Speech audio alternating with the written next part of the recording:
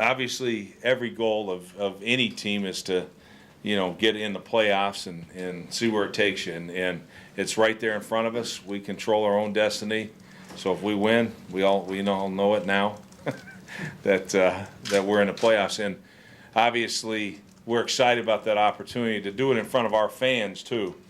That we think that's going to be a huge bonus. I understand that there's going to be a butt in every seat, and hope they're all Jet fans and ready to go. Our fans are eager for this football team to make the playoffs, and we're doing everything we can not to disappoint them. Hey, I don't care how they, our guys don't care if you say we got lucky, this, that, and the other. There's been a lot of times this year we've had anything but luck. So you stay in it long enough, it'll come back around, and I just think, hey, we're just excited to be in this position. We had you guys can answer. We lost a bunch of games in a row, all ways and all that. But right now it doesn't matter because we win this one, we're in the playoffs, and that was our goal going into the season. And it's right there in front of us, and it's very attainable. So we'll see how we do, and we're not taking anything for granted. We're preparing. Our guys are doing a great job getting the rest, doing all those things that you need to do to put forth the best effort we can, and we'll see what happens. We're preparing like the starters are going for them, and again, if that doesn't happen, then so be it. We'll look at film of the other quarterbacks and things, but they're going to have 11 over there in Bengal uniforms, and that's all that matters to us. I mean, we have had some bumpy rides, as a football team, not just Mark, but he's obviously going to get, more blame than he should, and, that old saying, and more credit when we win. But, we're in this position. There's very few rookie quarterbacks that have come down the road that are in this position, that help put their teams in this situation. And, I'm excited about it. I think he's getting better. I think he understands what we need out of him. We need him to play the quarterback position efficiently, and I think Mark understands that. Well, I think that's it. And it's a tough thing because you don't want him to play tight and all that kind of stuff, but be fearful of making mistakes. But at the same time, that our football team's 8-0 when we win the turnover battle. So I think that's something that obviously we have to protect the football first, and then if you got a chance, you can make that throw, and go ahead and make it. But if there's a risk involved, then we need to weigh that risk reward, and I think he's doing a better job of it. I know we had the 3 interceptions against Atlanta. 2 of them, obviously the third one was you had to take your shot in there, but I hope he's learned from it, and I think he has. This football team, we were playing the Colts last week. You can't turn the ball over against that bunch, and we did a good job we got 2 turnovers and never had any, so that was that was good for us. I think he's going to do just fine. We're fortunate. I mean, he played some huge games, at SC and all that. He's played some big games up to this point. I mean, really we had, you go back 5 weeks, we thought we had to win out, so those were some pressure games as well. I think he knows the formula for our team success, and, he's confident. He's ready to go. I mean, if we had to play tomorrow, he'd be ready to roll. The first game against Buffalo, he threw like 5 of them, so, that's, whether it was cold, whatever, I don't think it's a factor at all. He felt good, in the Atlanta game, he felt great. He just made 2 poor choices. I think he played, he did some really good things in that game. He just made some big mistakes. But, the weather has nothing to do with it.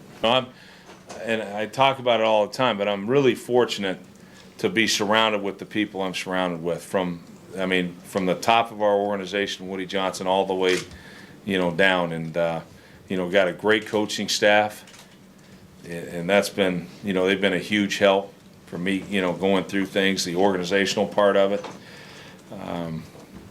Bruce has been been a blessing for me. Really everybody. I mean, Mike Tannenbaum. I mean, we're a team, and it's. I always say this: I'm set up to succeed here, so I'm going to have a tough time failing, and I truly believe that. And it's not because of me, maybe the little ability that I have, but it's the ability of all the other people in this organization that's why I think we'll succeed. I know we'll succeed. Because you're so familiar with it? Yeah, I mean, first off, I'll say this: I'm glad we're not playing Chad Johnson again, because that you can go back and look. We never covered Chad Johnson. He destroyed us. But Chad Ochocinco, he can't be as good as that other guy. So, but no, we mix a lot of things up on him. He's the guy you don't like to get started, that's for sure. We've put linebackers to hit him. We've had you need to get hands on him early in the down. We've never had a situation where, I'll be honest, anytime we put a man-to-man cover guy, he beat it. So if we're going to go man this week, it's only because we have Darrelle Revis, because nobody else in the league is going to cover Chad one-on-one.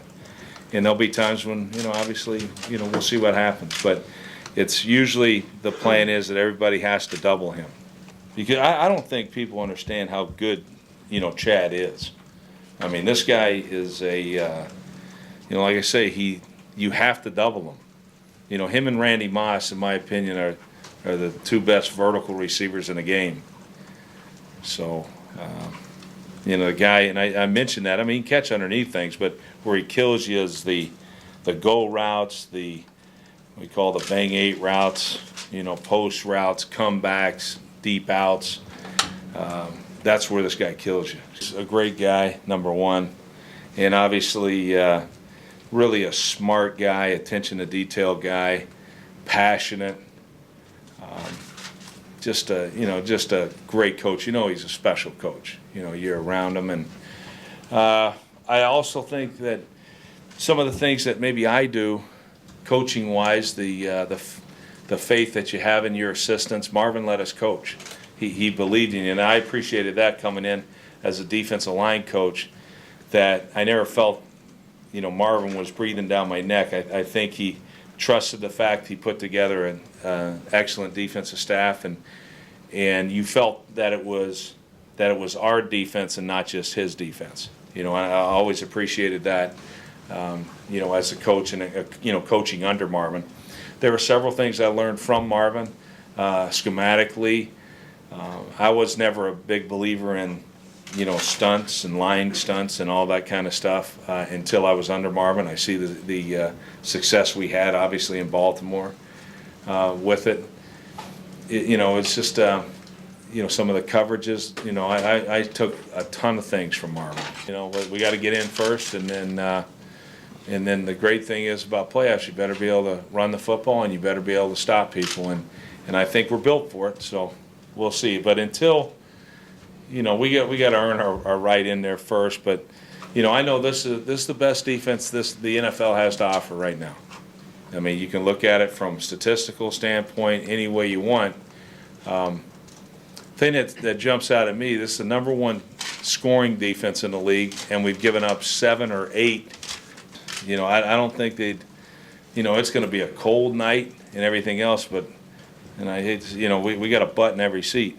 Our fans want to see this team win. They expect to see our team win. We expect it of ourselves as well. So, I don't feel any negative thing. If anything, I've said it the day I came here, I think I have good karma here. That my dad was his first year coaching the Jets. They won the Super Bowl. So I think that's good karma. Everybody good?